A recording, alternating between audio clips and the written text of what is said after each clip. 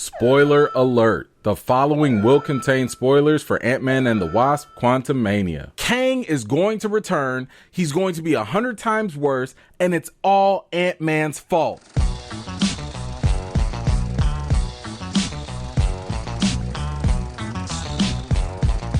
What's up, everybody? It's me, E-Man from E-Man's Movie Reviews, and I've got another fun theory for you to think about. If you've seen Ant-Man and the Wasp Quantumania, then you saw Kang disappear into the engine core after being defeated by Scott and Hope. Now, we all know no one is really dead unless we see a body or it's explicitly confirmed, right? Well, did you see a dead body? I didn't. So I think there's plenty of room to believe that Kang is still alive. But the question is, how will he return? Well, I think Marvel left you the biggest clue in plain sight and no one blinked an eye. Yes, that's right. They fooled you all, and this theory might reveal their sneaky trick. So let's jump right into it. As we know, Kang the Conqueror was exiled by the other Kang variants into the quantum realm. Why, you may ask? Well, I think it's for two main reasons. The first one is this Kang, and let's just call him the Conqueror so that way we don't confuse him with his other variants. He's probably the biggest, baddest Kang of them all. In the movie, he said the other variants were afraid of him.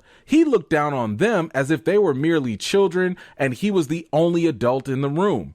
Furthermore, if you really think about it, this Kang the Conqueror was so scary that the entire council full of Kangs didn't even have the guts to even confront him. They didn't try to confine him in some jail. They didn't try to fight him head on. As a matter of fact, they had to resort to trickery and sabotaging his ship just to get rid of him. Now, the second reason why he was probably sent to the quantum realm is because it's the one place Kang can be powerless. According to Marvel executive producer Stephen Broussard, the quantum realm is kind of like the basement, the common basement of all the multiverse. So if there are these Kang variants and one of them needed to be banished, where could he go that could contain him outside of space and time, as Janet tells us? In other words, with the quantum realm being outside of space and time, Kang is not going to have his strongest weapon, which is time. And this brings us back to Kang's overall predicament. He was originally stuck in the quantum realm because Janet used her Pym particle disc to enlarge his engine core. With his ship now disabled, Kang couldn't time travel or escape.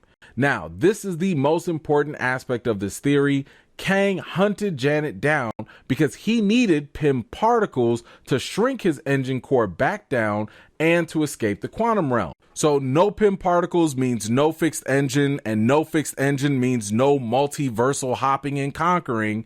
That is, until Ant-Man comes into the picture. Recently in an interview, the writer for Ant-Man 3, Jeff Loveness, said, "I think it's interesting without saying too much, is the guy who literally saved the universe in Endgame might accidentally be the guy who messes up the multiverse in the next saga."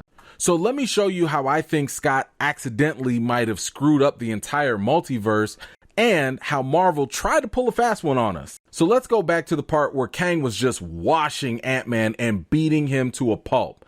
After a couple of Kang stomps, Scott had to take off his helmet because it was so badly damaged. After that, Scott uses two different types of Pym particle discs and attaches them to the engine core. This causes a wild reaction that gets Kang sucked into the engine core, and then there's a big explosion that blows both Hope and Scott back.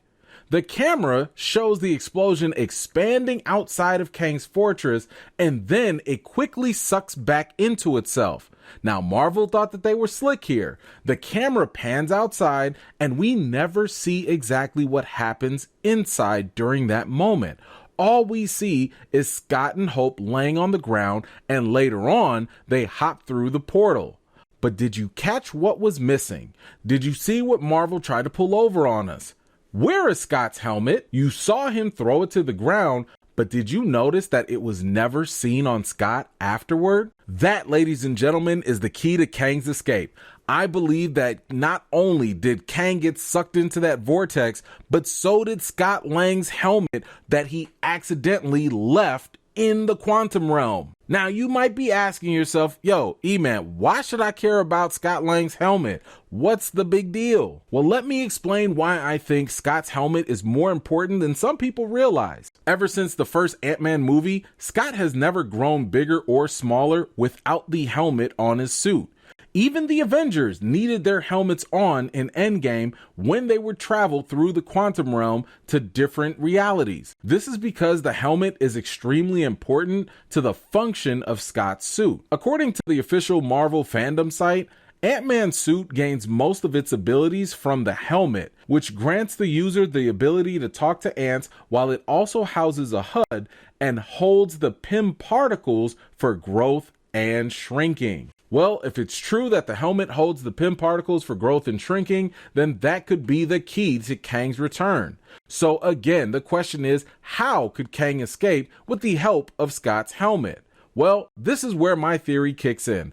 I believe Kang may have been caught up in another probability storm, kind of similar to Scott. We all saw what it was like being stuck in one of those storms. It meant that you were going to actually see every possible choice a person would make exist all at once. So what do you think that would mean for someone like Kang? I believe that Kang is going to face all of his possible choices in this probability storm. Or, if you like, he might create his own little mini version of the Council of Kangs within this probability storm. Now, in this situation, Kang would gather up his variants to work out a solution to master those Pym particles in Scott's helmet. Once that's done, Kang can get his variants to focus on a singular goal to fix that engine core and escape. And of course, Kang would know this because he just got done seeing Scott do this earlier in the movie. And I want you to take a moment to really think about just what's at stake when you have this version of Kang dealing with all of his possible outcomes and thoughts and probabilities, and the same way Ant-Man was able to focus on Cassie to achieve his goal.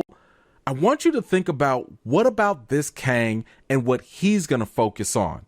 He's going to focus on the only goal that matters to him, the only goal that drove him in the first place. To win.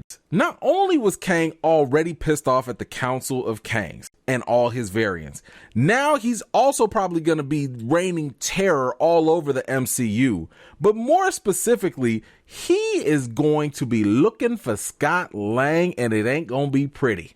Earlier in the movie, Kang did tell Scott that he could stick him into a time loop where he'd have to watch his daughter die over and over again.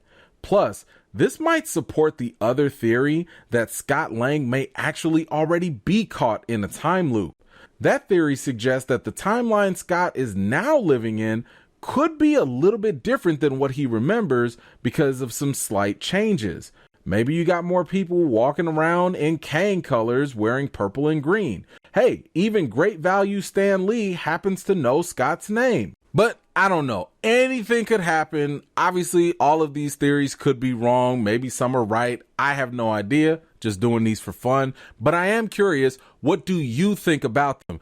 Do you think that Scott's helmet could be the key for Kang escaping out of whatever situation that he's in? What do you think would happen if Kang were actually caught up in a probability storm? Do you think he would come back and torture Scott in a time loop? Please feel free to share your thoughts and maybe even some of your theories in the comments down below.